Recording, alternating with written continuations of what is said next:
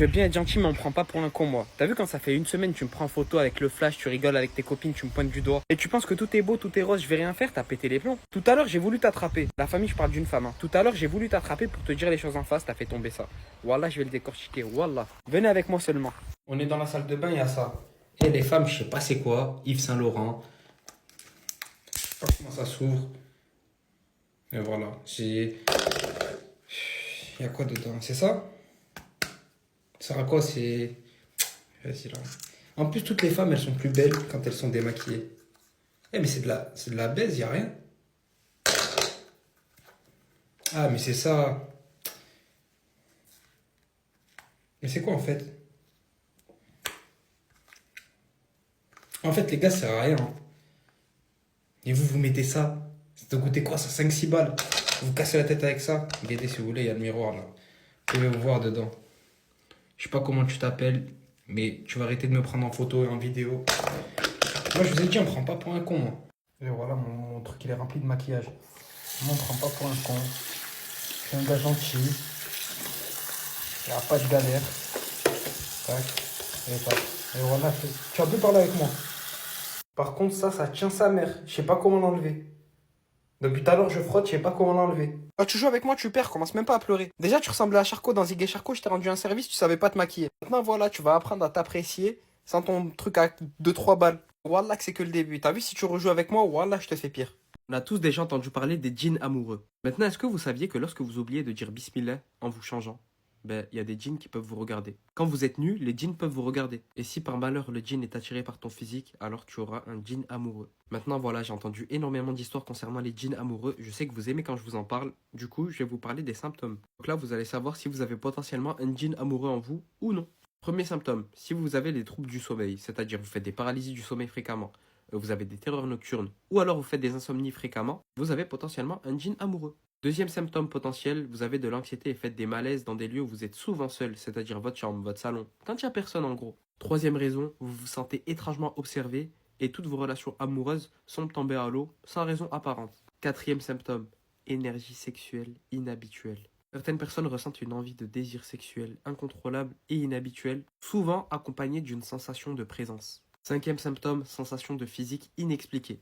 Des frissons, des sensations de caresse, des chocs sur le corps, souvent dans la nuit ou en présence seule, parfois même des bleus sur le corps. Ça peut aller jusqu'à des hématomes, ça peut aller super loin. Sixième symptôme, rejet des relations humaines. Vous auriez du mal à recréer des liens avec d'autres personnes ou à maintenir des liens avec des personnes que vous estimiez auparavant. Comme s'il y avait une barrière invisible. Et enfin, septième symptôme, le dernier. Je vous invite premièrement à republier la vidéo avant que je vous le dise. Et à commenter, dites-moi ce que vous en pensez de ce genre de vidéo, si vous voulez que je prenne ce format ou non. Bref, rêve récurrent et étrange. Vous pourriez rêver d'une personne qui vous touche, vous observe, parfois même tente de vous séduire. Cette entité peut apparaître sous forme humaine ou inconnue. Bref, je vous ai donné des signes potentiels que vous ayez un djinn amoureux. Maintenant voilà, il faut renforcer votre foi tout simplement pour éviter tout cela. Soyez assidus, priez régulière et à l'heure. Il ne faut pas oublier de dire bismillah avant chaque étape. Quand vous rentrez dans une maison, quand vous mangez, quand vous vous changez. Récitez les sourates An-Nas, Hayat al-Kursi, al-Falaq. Et si les symptômes persistent, il faut faire une ruqya. Le plus gros motif de bagarre sur la route, c'est pas les clignotants, c'est les feux de croisement. Les constructeurs de voitures, quand ils ont construit une voiture, ils commencent par les roues, après ils font les freins, l'accélération. Arrivé au feu de position, feu de croisement, ils mettent quoi? Ils mettent des grenades flash dans les feux. C'est une dinguerie la puissance. Les feux, ils te mettent des tartes. On dirait ils sont en plein phare. Et pourtant, toi, quand tu leur mets les pleins phares, pour leur dire enlevez vos pleins phares, t'aperçois qu'ils sont en feu de croisement. Ça, pour moi, c'est un motif de bagarre. Vous voyez, là, quand je vois les feux comme ça sur la route, cette nouvelle norme, je me dis, est-ce que j'écoute la petite voix dans ma tête? Et je lui fais pas les appels de phare, mais je me mets devant sa voiture. En mode, je tire un frein devant sa voiture. Je sais pas si je suis le seul à le ressentir comme ça, mais ça fait trop mal aux yeux. Tellement j'ai envie de mettre les pleins phares et de les garder quand je les vois. Surtout quand ces enfoirés, ils prennent des dodanes. T'as vu, au début, ils prennent le dodane, tu te fais flasher une fois, tu fermes les yeux un peu, tu réouvres, tu te fais flasher une deuxième fois. Mais les voitures qui me choquent le plus, c'est les 5008. Les 5008, elles sont là juste pour t'abattre. Déjà, la voiture, au loin, tu la vois, elle est imposante, c'est un sumo. En plus de ça, les feux, ils te mettent des gifles. C'est même pas des gifles, c'est ils te mettent uppercut crochet. Il y en a qui vont dire que j'abuse, mais je vous jure tomber seulement avec une 5008, face à face, dans la nuit. Vous verrez, vous comprendrez. Les frères, qui a dit qu'il faut arrêter de fumer des puffs? Continuez de fumer des puffs, allez-y. Mais quand je vais sortir votre gros blaze à l'état et que je vais empocher 600 €, venez pas parler, je sais pas quoi. Continuez à fumer vos batteries externes, vos lignes à Krapovic. Vous verrez quand... Je vais devenir riche grâce à vous. Mais moi, je m'en fous, hein. Je lâcherai les blases qu'il faut. Même mes collègues, là, tous mes collègues qui fument des puffs. Identifie d'ailleurs un de tes collègues qui fume la puff en commentaire. Mais tous mes collègues qui fument des puffs, vous allez me rendre riche.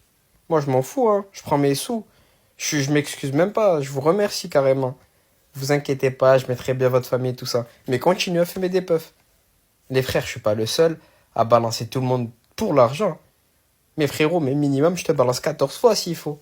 Non, parce que là, c'est une nouvelle loi. C'est vraiment une nouvelle réforme. À partir de janvier 2024, balancer une personne qui fume des puffs te rapportera 600 euros.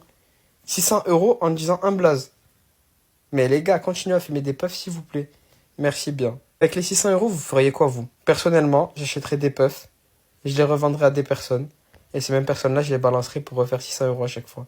Vous avez compris ou pas le bénéfice? Les gars, tout le monde le sait, parler avec une meuf sur un banc, c'est carré et tout. Mais les gars, je vous jure, ce qui est encore plus carré, c'est quand tu le fais avec ton frère d'une autre mère. Les gars, faites-le réellement. Prenez votre frère d'une autre mère, calez-vous sur un banc, discutez de tout et de rien. Ça peut être incroyable, surtout si vous avez une atmosphère calme autour de vous. Pistez. Moi, les gars, totalement nature. Ça permet de se ressourcer, puis en réalité, vos liens se souderont. Parlez de tout et de rien, du beau temps, de votre état mental, si vous vous sentez bien. Une discussion bien profonde, les gars. Tellement vous avez un bon feeling avec votre frérot, les gars, la discussion au bout d'un moment se fera tout seul. Vous allez commencer à raconter votre vie de A à Z avec lui. Je vous jure, les gars, c'est incroyable ce genre de moment. Faites-moi seulement confiance. Prenez votre gars serein, votre gars avec qui il y a zéro sevis, zéro vice, votre gars qui changera jamais pour une femme, votre gars qui a toujours été là quand vous en aviez besoin et vous de même, et discutez avec lui. Demandez-lui si ça va. Parlez de tout et de rien. Régalez-vous, les gars. Profitez seulement. On sait pas de quoi il fait demain. Ça se trouve, les gars, pour X ou Y raison, demain, votre chemin il sera séparé. Ça veut dire profitez-en. Prenez votre gars, les gars. On brise les codes. Poto, tu le cales ici comme si c'était ta petite copine. Alors que pas du tout. Tu le cales ici, tu discutes avec normal. On brise les codes, je le redis, les gars. Ça veut dire envoyez-lui la vidéo, planifiez ça. S'il vous plaît, les frères. Ouais, frérot, tu fais quoi? Rien? Vas-y, je passe te récup. On va se caler à un endroit, on va discuter. Poto, je vous jure, les gars, c'est l'avenir. J'ai vu la lumière encore une fois. Les gars, voyagez. Prenez des frérots avec vous et voyagez. Commencez à découvrir des nouveaux horizons, des nouvelles cultures, de la nouvelle graille, les gars. Des nouveaux paysages. Les frères, voilà, vous vous en rendez pas compte. J'ai vu la lumière. Je vous jure, les gars, que voyager, y a rien de mieux. C'est ça le vrai bonheur. Et je pensais grave que les voyages, c'était cher. Toute ma vie, j'ai entendu des vols à 300 euros, 400 euros, 200 euros. En été, je suis allé en Croatie. J'ai payé 30 euros l'avion aller-retour. Je suis resté une semaine là-bas. Avec 300 euros, j'avais tout. J'avais un Airbnb avec la clim. La vie là-bas, je mangeais bien. Je vous jure, j'allais dans des restos de luxe. 300 euros, j'étais large. Je suis rentré en France, il me restait encore de l'argent. Je vous jure. Ça veut dire la famille. Prenez tous un peu d'argent de poche avec vos frérots et voyagez. Commencez à voyager, à faire de nombreux pays. Faites des activités dans ce même pays et profitez à balle. Parce que quand vous reviendrez en France, je vous jure, vous aurez envie de directement repartir dans un autre pays. La découverte. Moi là, je suis en manque de voyage. Ça se trouve, d'ici 2-3 jours, je prends l'avion. Et je pars. C'est aucun frérot à moi qui veut partir avec moi, j'irai seul. Voyager la famille, découvrez vraiment, parce que là vous êtes réellement enfermé en France. Ça me fait penser à SNK un peu cette histoire. En mode, il y a toute une vie à l'extérieur des remparts, il y a toute une vie à l'extérieur de la France, mais vous restez en France. Donc je vous fais confiance, prenez tous un peu d'argent de poche et allez dans des pays. Je vous conseille premièrement, si vous n'avez pas énormément d'argent, de faire les pays de l'Europe. C'est les pays les moins chers. Par la suite, si vous avez un pécule qui est assez élevé, poteau, commencez à voyager de zinzin. Je sais pas pourquoi vous posez des questions. Économisez et voyagez. Il y a des gars, ils ont tout compris à la vie. Ils font 6 mois d'intérim et 6 mois, ils font que voyager. 6 mois, ils font des sous. 6 mois, ils découvrent le monde. Et faites-moi confiance, hein. C'est la parole d'un casanier plus qui vous parle. Ça veut dire identifier ou partager la vidéo à 2-3 collègues avec qui vous devez voyager absolument. Prenez des frérots bon délire, hein, parce que sinon, ça peut être lassant. La famille, wallah, que j'ai trop mal à l'oreille et j'en suis sûr que c'est une araignée qui est rentrée dedans et qui a pondu un œuf. En fait, je m'explique. Toute la journée, j'ai eu mal à l'oreille. Un mal de zinzin, mal au ventre et mal à la tête. La plus grosse douleur était à l'oreille. Il faut savoir que la nuit précédente, moi je dors sur le côté droit de mon lit. Et la nuit précédente, je me suis endormi et il y avait une araignée qui était là. Elle bougeait pas. Elle bougeait pas et tout. Moi, je suis pas quelqu'un qui tue les araignées et tout. Ça veut dire que je m'endors. À mon réveil, j'ai mal à l'oreille de fou furieux. À celle-ci là. Et l'araignée, elle est plus là. Moi je me dis tranquille, en vrai de vrai ça doit être quoi? Peut-être j'ai dû faire un faux mouvement, j'ai dû me taper contre un barbelé, bref je sais pas. Je vais au Redma, je travaille, la douleur elle s'intensifie, on dirait que je me prends des coups de crochet dans l'oreille. Il y a des phases où je sens un truc qui bouge au fond de mon... Même pas mon oreille, hein, mais en mode vers là, vers le bas. Je vous jure, c'est écœurant. Ça me fait des guillis mais ça me fait mal en même temps. Et juste le fait de faire ça là, ah ça me tue. Là je peux pas appuyer fort. Ça veut dire la famille, sous-estimez jamais les insectes qu'il y a dans vos chambres et tout. Et dites-moi ce que je dois faire. Pitié, ceux qui s'y connaissent. Mais les sous-estimez pas, hein. Moi je les tue pas, je tue pas les insectes. Moi je suis là, elle est dans mon cocon, elle est dans ma chambre, elle est là, elle vient, elle rentre dans mon oreille. Tu vas voir la prochaine fois si je te mets pas une tarte. Non plus sérieusement là je vous parle et je suis KO, j'ai trop mal à la tête, j'ai mal au ventre, j'ai mal à l'oreille. On m'a dit de mettre de l'huile dans mon oreille. C'est vrai ou c'est faux? Je sais pas. Les gars, j'ai envie de pleurer, j'aime trop ma mère, regardez seulement, je viens de me lever de ma sieste. Hein. J'étais au travail, à 11h16, je lui envoie ce message à ma mère. Fais-moi ça, s'il te plaît. C'est une recette de glace, en gros, que ce gars-là a fait. Vas-y, je vois, elle m'a lâché un vu, je me dis, vas-y, Maëlys, tranquille. Je finis mon travail, je rentre, je me douche, regardez seulement. Je vais pour aller au frigo, j'ouvre la porte. J'ouvre l'autre porte. Wallah, je l'aime. Wallah, il radim, je l'aime.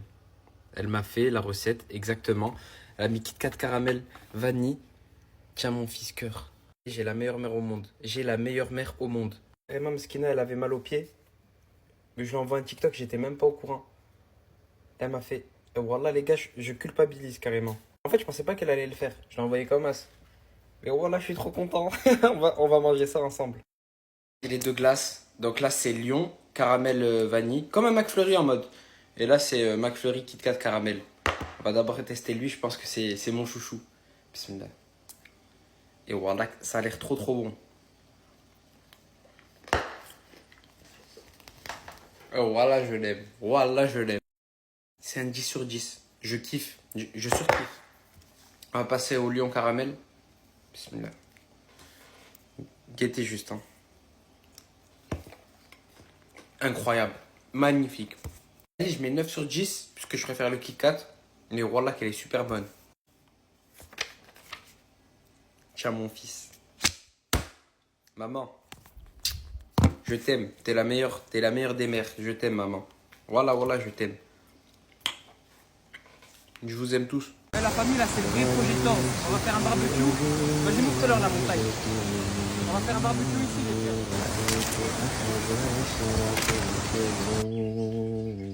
والشمس والقمر رأيتهم لي ساجدين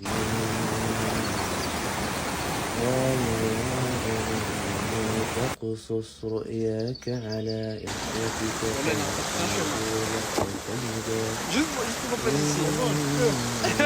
الشيطان للإنسان عدو كذلك يجتبيك ربك ويعلمك من تاويل الأحاديث ويتم نعمته عليك وعلى آل يعقوب كما